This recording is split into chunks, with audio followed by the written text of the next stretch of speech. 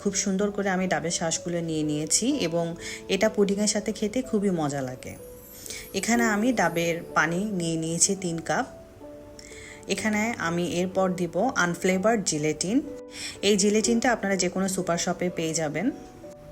এখানে আমি জিলেটিন দিচ্ছি 3 টেবিল চামচ।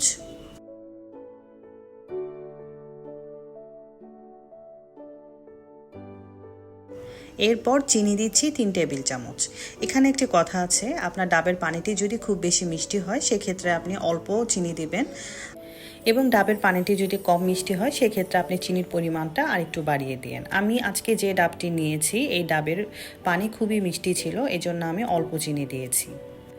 সব কিছু একসাথে করে এখন আমরা চুলার হিটটা অন করে দিব এবং একটি স্প্যাচুলার সাহায্যে এটিকে নেড়ে চেড়ে মিক্স করে নেব।